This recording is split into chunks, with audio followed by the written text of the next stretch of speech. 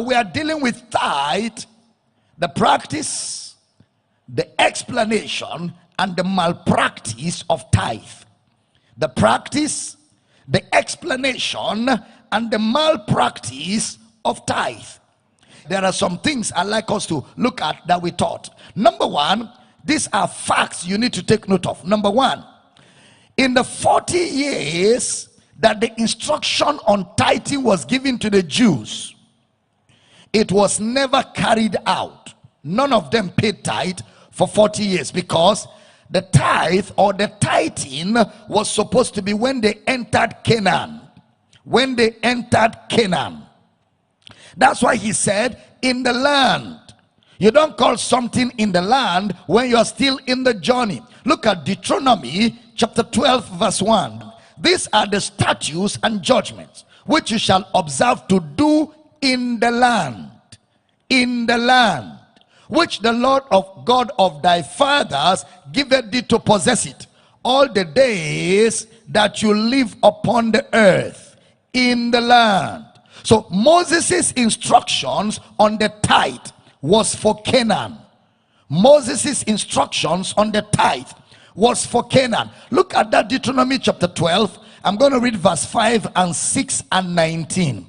But unto the place which the Lord your God shall choose out of all your tribes to put his name there, even unto his habitation shall you seek, and thither thou shalt come, and thither you shall bring your burnt offerings and your sacrifices and your tithes, and heave offerings of your hand, and your vows, and your freewill offerings, and the firstlings of your herds and of your flock. Look at verse 19. Take it to thyself, that thou forsake not the Levite as long as thou livest upon the earth.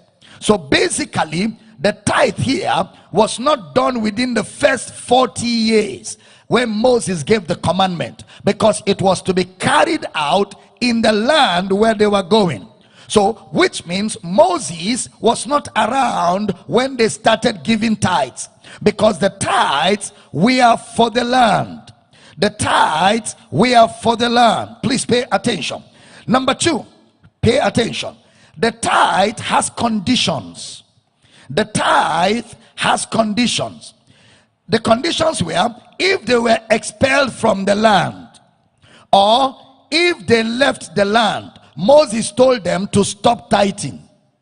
If they were expelled from the land, or they left the land, Moses told them to stop tithing. Look at Deuteronomy 12:19. Take heed to thyself, that thou forsake not the Levite, for as long as thou livest upon the earth. The earth there is the promised land, upon the land. That is, if you notice, when they went into Babylon and all the captives, there was no tithe at all. When they were in Babylon, nobody paid tithe. It was when they returned that the issue of tithing was mentioned again, because it is for the particular place. If they are in captivity, they are not supposed to tithe, because the tithing was for the land of Canaan. That's number two. Number three, Leviticus 27:30. And all the tithe of the land, Canaan, whether of the seed of the land or of the fruit of the tree, is the Lord. It is holy unto the Lord. Again, he emphasizes the land. Look at Deuteronomy 26:15. Look down from thy holy habitation from heaven, and bless thy people Israel, and the land which thou hast given us, as thou swearest unto our fathers, a land that floweth with milk and honey. A land that floweth with milk and honey. So in the 40 years in the wilderness, they didn't pay tithe, because they were going to a land. It was from the land that they will give. So that means that generation that came out of Egypt never paid tithe. All of them. because they never entered the land. They died in the wilderness. That means they never paid tithe, because it was for a specific land. Number 4, the fourth thing you notice is this: in the 7th year, called the year of Jubilee, the year of Jubilee, there was no tithe taken. There was no tithe taken in the year of Jubilee. Exodus 23 verse 9 to 11. Pay attention. Also, thou shalt not oppress a stranger, for you know the heart of a stranger, seeing you were strangers in the land of Egypt. And 6 years thou shalt sow thy land, and shalt gather in the fruits thereof. But the 7th year thou shalt let it rest and lie still, that the poor of thy people may eat, and what they leave the baskets of the field shall eat. In like manner thou shalt deal with thy vineyard and with thy olive yard. Look at Leviticus chapter 25 verse 3 to 7.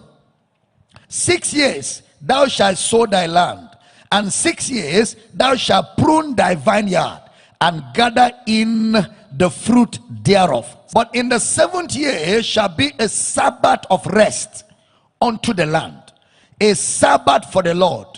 Thou shalt neither sow thy field nor prune thy vineyard. That which groweth of his own accord of thy harvest thou shalt not reap, neither gather the grapes of thy vine undressed.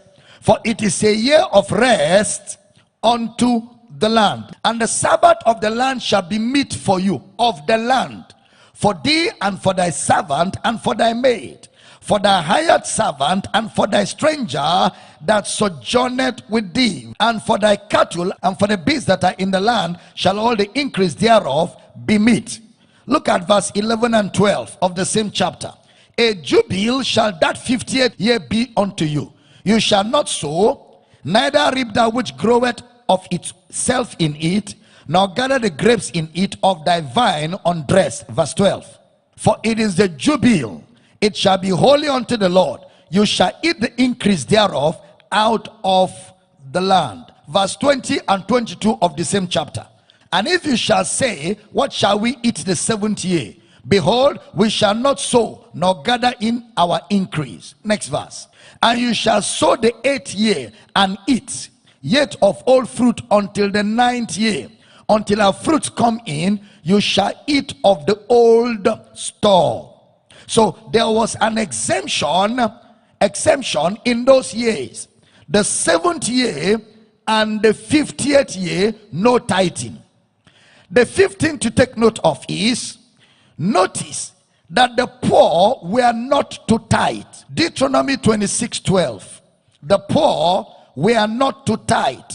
When thou hast made an end of tithing all the tithes of thine increase, the 3rd year, which is the year of tithing, and has given it unto the Levite, the stranger, the fatherless, and the widow, that they may eat within thy gates and be filled, then thou shalt say before the Lord thy God, I have brought away the hallowed things out of mine house, and also have given them unto the Levite, and unto the stranger, to the fatherless, to the widow, according to all thy commandments, which thou hast commanded me, and I have not transgressed thy commandments, neither have I forgotten them.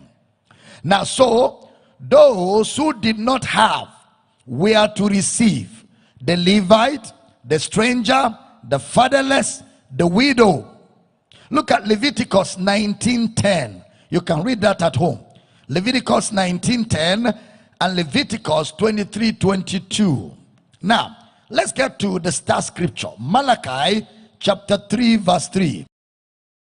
And he shall sit as a refiner and purifier of silver, and he shall purify the sons of Levi, and purge them as gold and silver, that they may offer unto the Lord an offering in righteousness. Verse 4 to 5. Then shall the offering of Judah and Jerusalem be pleasant unto the Lord, as in the days of old, and as in former years.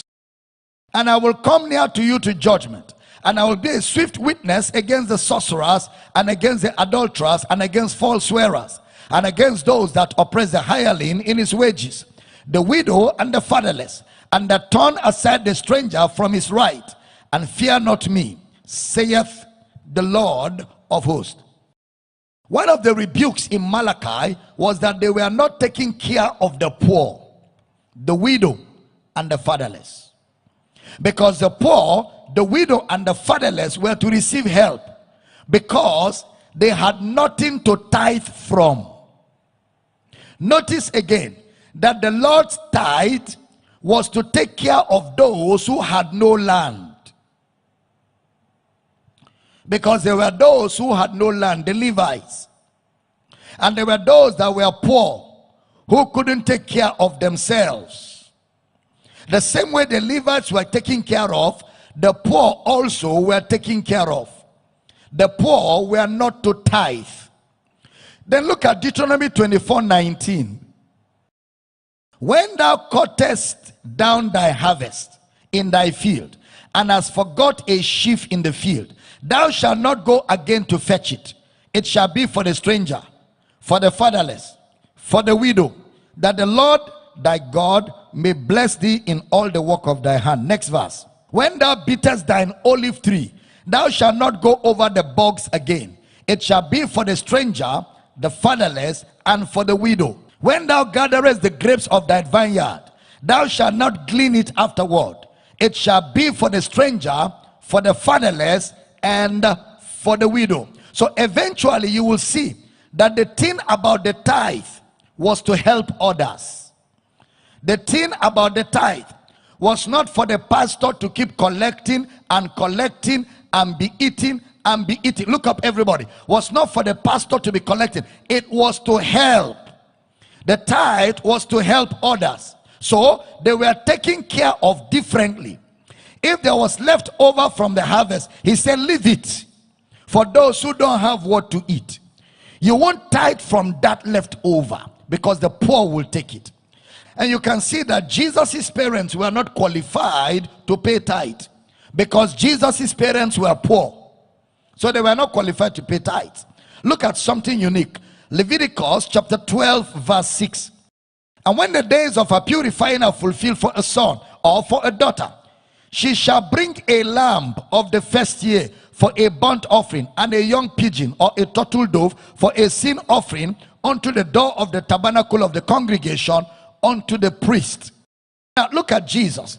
Luke 2:22.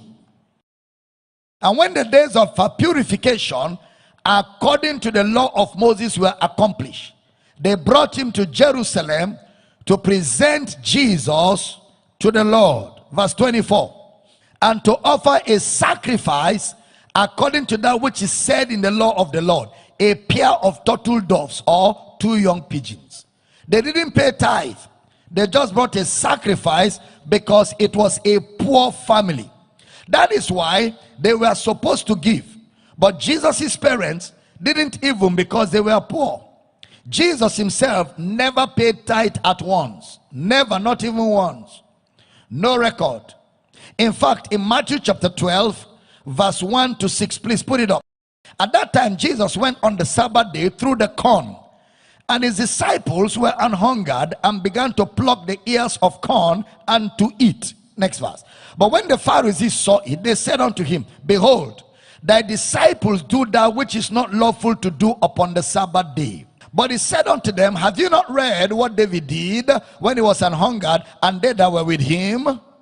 How he entered into the house of God and did eat the shewbread, which was not lawful for him to eat, neither for them which were with him, but only for the priests. Or have you not read in the law how that on the Sabbath day the priests in the temple profane the Sabbath and are blameless? But I say unto you that in this place is one greater than the temple. Look at Deuteronomy 23 verse 24. Pay attention. Where Jesus quoted from. When thou comest into thy neighbor's vineyard, then thou mayest eat grapes, thy field, at thy own pleasure. But thou shalt not put any in your vessel. Go into his farm and eat, but don't take anything. Next verse. When thou comest into the standing corn of thy neighbor, Then thou mayest pluck the ears with thine hand, but thou shalt not move a sickle unto thy neighbor's standing corn. And that is the same thing that David did with his boys. They entered the temple and ate and left. They didn't carry handbag to put extra. They just ate and left. And under the law, they are all right. It is not called stealing, but it has to be when you are hungry. Obviously, from the pictures painted of Jesus, he was not a wealthy person. He didn't even have his own cult. He didn't have a car. He didn't have a motorcycle. He wasn't wealthy, nor his parents. Because it was very clear, when he died, they wanted to bury him somewhere. Then Joseph of Arimathea had to come and, struggle and beg for the body so they can bury him in his tomb. His ministry was supported by others. Others had to give to Jesus to do ministry. And when he was hungry, they gave him food. Basically, the poor were to be taken care of. They were not to pay tithe. The strangers, fatherless, and widows were to be supported. So the tithe was to support those who had no other means of support, and also to just celebrate and rejoice. When you are doing that, you remember the Levites. Now go to Malachi in chapter 3. Again, let me ask you before we read, how many kinds of tithes do we have? 3. All right, so anybody asking you to pay your tithe, asking which of them?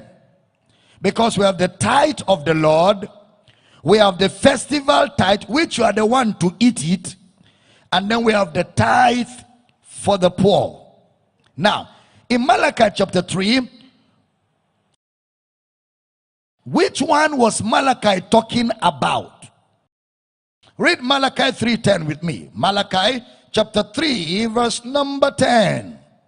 Bring ye all the tithes into the storehouse, that there may be meat in my house, and prove me now herewith, saith the Lord of hosts, if I will not open you the windows of heaven and pour you out a blessing, that there shall not be room enough to receive it. Question: which one goes into the storehouse? The Lord's tithe, which the Levites will take 10% of 10%. The land will give to the Levites 10%, then the Levites will take 10% and give to the priest. The 10% given to the priest is the one that goes to the storehouse. It's not the tithe of the land that goes to the storehouse. The land will pay tithe to the Levites. The Levites will take 10% from the 10% and give it to the priests that were attending to the temple. Is it clear? That's fundamental. Now, so only one was to be taken into the storehouse. The Levites in the city will give to the priest. So people didn't take tithes directly to the priest. They took it to the Levites. And the Levites took 10% and gave to the priest. That's the one for the storehouse. When it says meat, it's talking of food. Let there be food at the altar. Those who minister at the altar will live by the altar. They will eat the food that the Levites brought to the storehouse. For the priests who are also Levites, but are living permanently in the storehouse to serve the storehouse on behalf of Israel. So after giving the Levites 10%, they will now take 10% and take it to the priesthood. Do you understand? Is it clear? So everything is for Levi. Levi will now take out of theirs and give it to the minority who serve in the house. So it is 10% of 10%.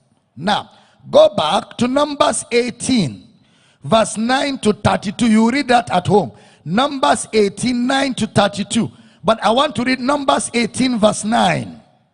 This shall be thine of the most holy things, reserved for the fire. Every oblation of theirs, every meat offering of theirs, every sin offering of theirs, every trespass offering of theirs, which they shall render unto me, shall be most holy for thee and for thy sons. Give me verse 28 to 32 of Numbers 18. Thus ye also shall offer and heave offering unto the Lord of all your tithes, which you receive of the children of Israel. And you shall give thereof the Lord's heave offering to Aaron the priest. Out of all your gifts you shall offer every heave offering of the Lord, of all the best thereof, even the hallowed part thereof out of it. Therefore thou shalt say unto them, when you have heaved the best thereof from it, then it shall be counted unto the Levites as the increase of the threshing floor, and as the increase of the winepress.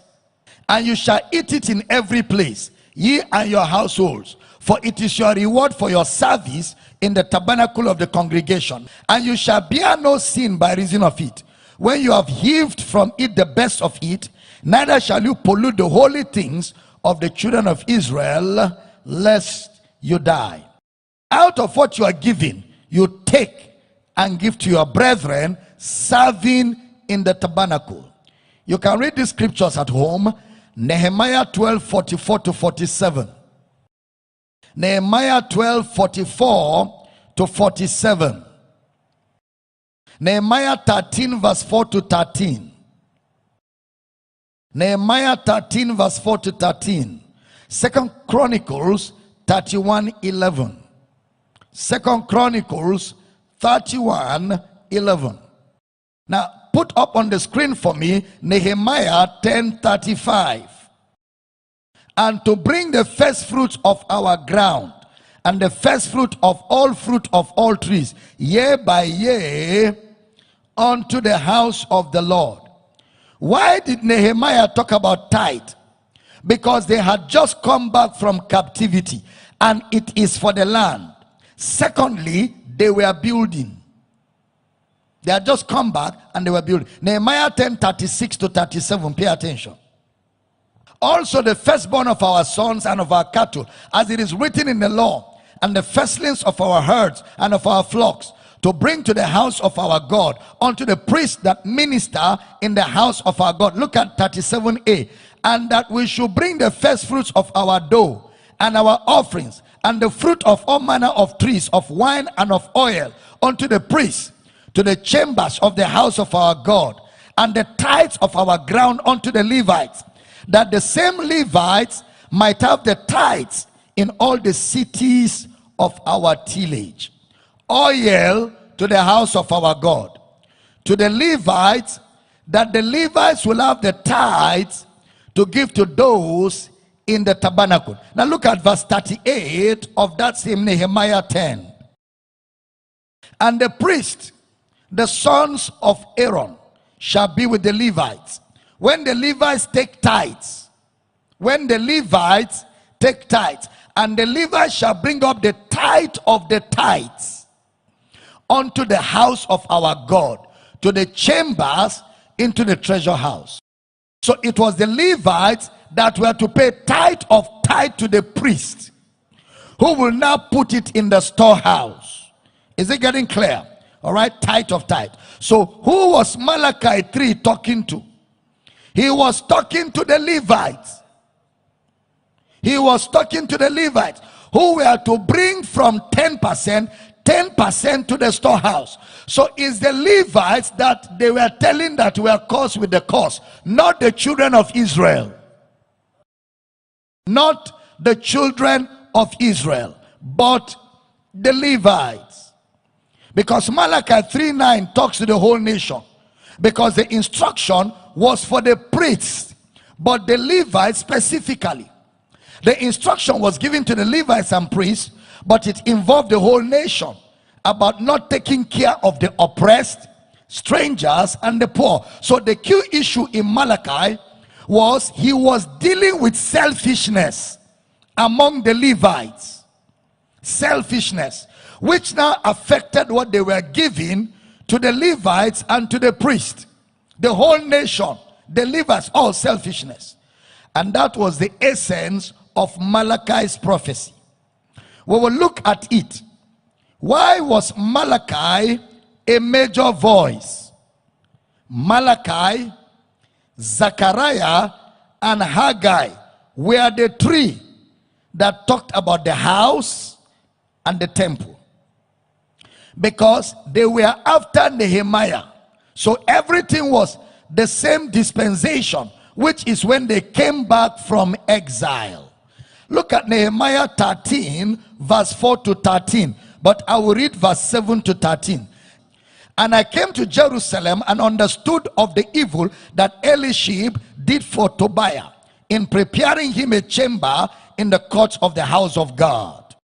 And it grieved me sore. Therefore I cast forth all the household stuff of Tobiah out of the chamber. Then I commanded, and they cleansed the chambers. And thither brought I again the vessels of the house of God with the meat offering and the frankincense. And I perceived that the portions of the Levites had not been given them. For the Levites and the singers that did the work were fled everyone to his field. Then contended I with the rulers and said, why is the house of God forsaken? And I gathered them together and set them in their place. Then brought all Judah the tithe of the corn and the new wine and the oil unto the treasuries. 13. And I made treasurers over the treasuries, Shelemiah the priest, and Zadok the scribe, and the Levites, Pedaiah, and next to them was Hanan the son of Zaccur, the son of Mattaniah, for they were counted faithful, and their office was to distribute unto their brethren. So they were restoring the practice after exile of the Levites and the priesthood. So that's the same dispensation where you find Malachi and Haggai and Zechariah. Look at Malachi chapter 1 verse 6. A son honoreth his father, and a father his master. If then I be a father, where is mine honor? And if I be a master, where is my fear? Saith the Lord of hosts unto you, O priests, that despise my name. And you say, wherein have we despised your name? So the tithe was restricted to the promised land. The first audience of the book of Malachi were the priests. Malachi was writing to the priests. Look at verse 9. Malachi 1:9. And now I pray you, beseech God that you will be gracious unto us. This had been by your means, which ye regard your presence, saith the Lord of hosts. Malachi chapter 2 verse 1. And now, O ye priests, this commandment is for you. This is not for Israel, it's for the priest. Malachi 3:3. And he shall sit as a refiner and purifier of silver, and he shall purify the sons of Levi, and purge them as gold and silver, that they may offer unto the Lord an offering in righteousness. So the instructions were to the Levites. The Levites were the ones dealt with, because they were the ones that brings the tithe into the storehouse. So if anybody want to practice tithe, in column 2 and 3, Exodus to Malachi and the 4 Gospels, he has to practice all these things step by step. So who will be the Levites? And who will be the priests? And then somebody said, well, the Levites will be those who serve, and the priests will be the pastors. So church workers, Levites, pastors, priests. So that means tithe should be paid to church workers. Then the church workers will take 10% and give to the pastors. Are you following? It is not practicable. It is not practicable. That's an assumption I just made. It means that the church workers will be the ones really keeping the money. But if you follow strict interpretation, that's how it ought to be. If you want to really do tithe. And there will be one that eats the festival one. So it is for the poor, the strangers, the widows, the fatherless. It is becoming funny because it was not written to you. The people it was written to had the circumstances to apply those instructions to. Did you observe that the priests don't tithe? So pastors should not tithe to a bigger man of God, because the priests don't tithe. Then notice that the priests don't own property. So if you want to do tithing, you man of God that want to do tithing, you must never own a property. Even the Levites, it is just given to them to dwell in. You can't own property and be saying they should pay tithe to you, because once they start paying tithe to you, you don't have any property or business or entitlement. You're supposed to take your property and live in the church. Then they'll be bringing for you anise, curry, pepper, maggi, crayfish.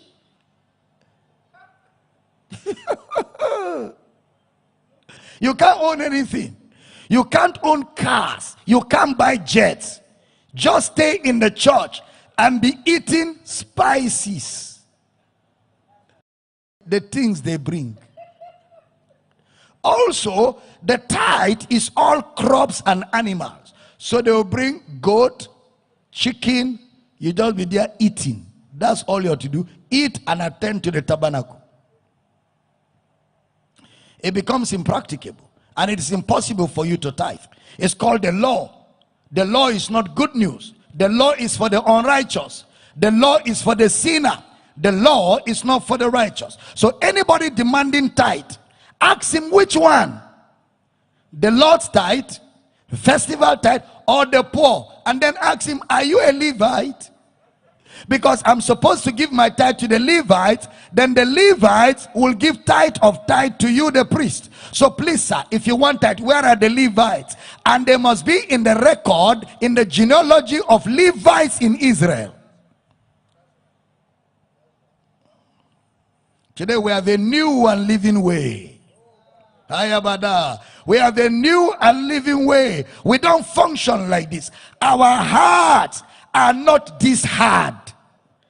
The tithing was given to the people because of the hardness of their heart. We have a heart of flesh. We are the circumcision that worship God in the spirit. Giving is our nature. We don't need a schoolmaster to beat us around, to bring curry, cumin, anise. We don't need a schoolmaster. We are people that are born of God from the heart. Therefore, we give generously for the work of God. To give a law to people means their heart is hardened. God has purged our conscience from dead works to serve the living God. That's where we are today. When James, in the book of Acts, was going to instruct the non-Jews, he just said, abstain from pollution. Abstain from things offered to idols. Abstain from fornication. He didn't even add tithe. Even when James was giving them a little part of the law, he didn't add tithe, because tithe is small. It is not significant in the law. That's why Jesus said, you have left the weightier matters. So even under the law, tithe is such a minor issue. Minor issue. And where I just read is in Acts 15:19-21. And you know, Brother Peter called it, why put on them heavy burden, which neither we. So tithing is a heavy yoke, which neither we nor our fathers could keep. That's why churches that emphasize tithing, the greater percentage of the members don't pay the tithe. And some of them don't pay it truly. They just give so that they won't say they didn't pay. So James didn't even add tithe. How come they didn't add tithe? Was it not a matter of the law? It's not difficult to see that the tithe was for the land. As long as you're not in Canaan, tithe does not affect you. The tithe was for people going to Canaan while they're in Canaan. And even in Canaan, if they take them to exile, they stop tithing till the day they come back. Are you in Canaan? Someone says, well, but Dr. Damina, you don't have revelation. The land is where we are in Christ today. So in Christ we are in Canaan. Then if that land was symbolic of where we are today, that means Melchizedek is symbolic. That means the temple is symbolic. Then it also means that the tithe is symbolic. You know, the tithe is the offering of the body of Jesus. That's actually what the tithe is. It's the offering of the body of Jesus, what he gave to Melchizedek. Today, Jesus is the high priest, offering himself as our mediation. He's the high priest, offering himself as the mediation. So they couldn't even add tithe. And if you want to tithe like Abraham, go and fight war, win the war, and come back with the spoils of war. 2 Corinthians chapter 8, we have a new and living way. So how do we give? We give by grace like our Father. Look at 2 Corinthians 8, 1 to 5. Moreover, brethren, we do you to wit of the grace of God bestowed on the churches of Macedonia, how that in a great trial of affliction, the abundance of their joy and their deep poverty abounded unto the riches of their liberality. For to their power I bear record, yea, and beyond their power they were willing of themselves, praying us with much entreaty that we will receive the gift and take upon us the fellowship of the ministering to the saints. Verse 5. And this they did, not as we hoped, but first gave their own selves to the Lord, and unto us by the will of God. Then he now tells you, that was grace giving. Then he tells you in verse 9, look at verse 9. For you know the grace of our Lord Jesus Christ, that though he was rich, yet for your sakes he became poor, that you through his poverty may be rich. He's not talking about money. He is saying Jesus emptied himself on the cross, so that we can be made the righteousness of God in him. He said, it's the same way we give. We give of ourselves to meet the need of others. Just like Jesus gave of himself to meet our need. That is grace giving. We give by grace. We give out of a motivation to love. We are not giving to receive.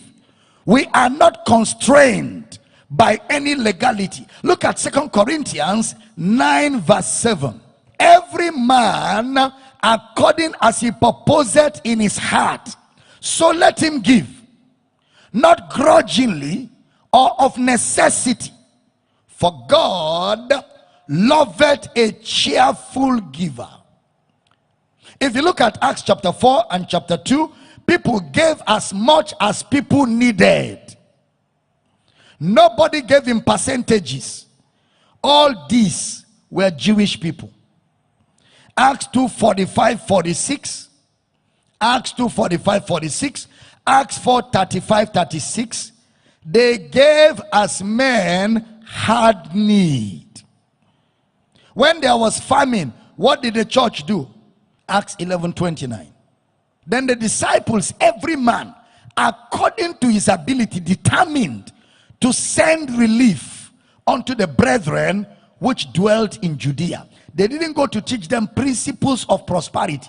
They took of what they had and sent it to support them. That is how to help people that are in need. It's not principles. You support them while they are going through their need and looking for how to get another job. You support them. You give to them. You identify with their needs. That's the way it functions in the kingdom. Not some uncooked principles of prosperity. If it is tight, give your last so it can be soft. And they say, but pastor, I've been giving and it has not yet come back. When the clouds are full, then the rain will fall. So keep giving to fill up the cloud. Fraud. Keep giving till Jesus comes. Be filling up. Which cloud? Which cloud? Which cloud? Which cloud? Even in the law, the poor were not told to give. Even under the law, they were to be supported. Anybody attributing lack to not giving is deceiving you. Anybody who tells you that the reason why you don't have is because you're not a giver is deceiving you. Have you ever heard people say, givers never lack? It's not true. Givers lack. Givers never lack is not true. I used to say it some years ago because I heard people saying and it sounded nice. But when you look at it very well, givers lack. The reason why you lack is because you gave. Because when you give, what remains? Nothing. So what are you in? Lack. What are you talking about? Some say, no, what they mean is that when you give, it will come back. No, in God's economy, give expecting nothing in return. Because nothing will come. So in giving, you are giving out of grace. That is, you are depriving yourself, inconveniencing yourself because you love. The way God inconvenienced himself because he loves, so that others can benefit. Expecting nothing. It's not a transaction. We are not in a business. We are in a relationship. We are in a relationship with our Father. So we don't give to get, we just give. Because we are acting like our Father. He gave. And he gave his best. So anybody attributing lack to not giving is deceiving you. And what I see from the tithe are lessons for generosity. How to take care of others. How to support those that don't have support. In honor of God. We are born of God to walk in love. We are giving. We are not looking at our own needs. When we give, we are looking at the need of others. I mean, look at the John chapter 6 account. The little boy had his lunch box. He was not the only one with box. Others were with lunch box. But it's the little boy that gave Jesus. But the boy didn't know that Jesus was going to perform a miracle and use his food and feed everybody. He didn't know that. But the intent was not for Jesus to multiply. When he gave his lunch box, he gave it. And Jesus used it for a miracle to meet the needs of others. That's kingdom giving. We give for people's needs to be met. What is our reward when their need is met?